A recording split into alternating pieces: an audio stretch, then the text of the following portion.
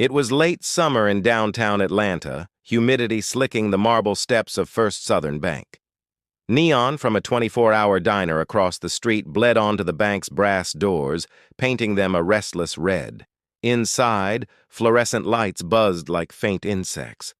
Jordan's sneakers squeaked against the polished floor as he approached the loan desk. A mahogany nameplate read, "Linda Harper, Senior Loan Officer." She looked up with a practiced smile that stopped just short of warmth. "Mr. Miles, your appointment was for 10, she said, glancing at the clock, 10:04. Shall we? He slid into the chair, laptop bag at his feet, heart pounding like a snare drum. "I'm here about funding for my startup, an app, Tempo Pay, that streamlines small business payroll." Linda folded her hands, nails gleaming like tiny mirrors.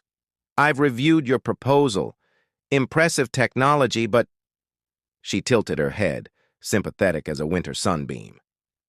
"Your credit history and collateral don't meet our threshold." Jordan's jaw tightened. "I've cleared my debts. I've got paying clients. This app is scaling faster than I expected." "I admire your drive," she said, voice soft enough to sting. "But the board is cautious, especially with new ventures." The pause after especially said everything. Jordan caught the subtle glance, a flick to his brown skin, the tailored hoodie he wore instead of a suit. He forced a breath. "Cautious or not, this is the future of payroll." "I'm sorry," she replied, already sliding the rejection letter across the desk. The paper felt heavier than steel. That night, Jordan walked the city, the letter crumpled in his fist. Rain slicked the streets, reflecting traffic lights in shards of green and gold. Each step echoed with the question, what does it take to own the place that once shut you out? The answer came a year later. Tempo Pay exploded. Small businesses flocked to it, tired of clunky software and hidden fees. Venture capital poured in like a breached dam. By the next summer, Jordan's app handled payroll for half the restaurants, barbershops, and boutique stores within 50 miles. Still, he remembered the marble steps, the buzz of those lights. So when an investment group approached him about acquiring a struggling regional bank for a pilot fintech project, he listened.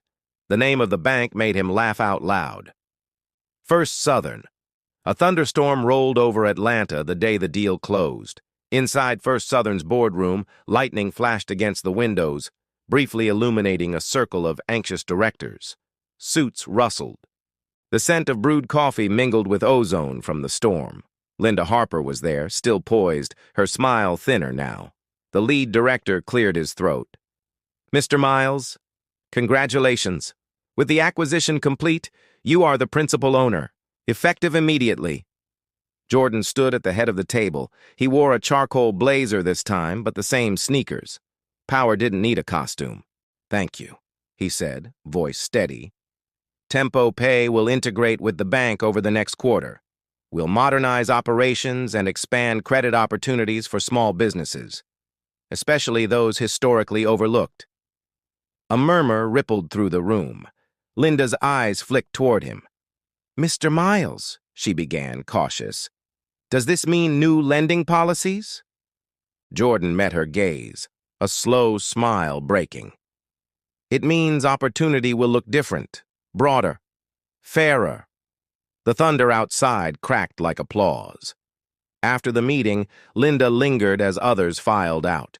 The air smelled faintly of rain seeping through old stone. "I suppose congratulations are in order," she said.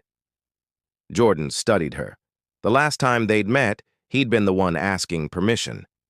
Now her hands fidgeted with the clasp of her purse. "Funny," he said.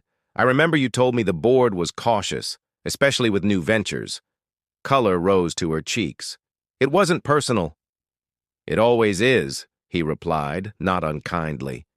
She opened her mouth, closed it. "Will I still have a job?" "That depends," Jordan said, glancing toward the glass doors that once reflected his rejection. "Can you adapt to change?" A long silence settled between them, filled with the hiss of rain and the hum of distant traffic. Finally, she nodded, barely. "I can." Jordan offered a measured smile. "Then maybe we both learned something." Outside, the storm eased. Streetlights cast trembling halos on wet pavement. Jordan stepped onto the same marble stairs where he'd once stood, letter in hand, the night buzzing with neon and possibility. The bank behind him no longer loomed like a fortress. It belonged to the future now, to the people he intended to serve. Somewhere inside, the fluorescent lights still buzzed, but their sound felt different, as if the building itself was waiting, wondering what would happen when the next dreamer walked through those brass doors.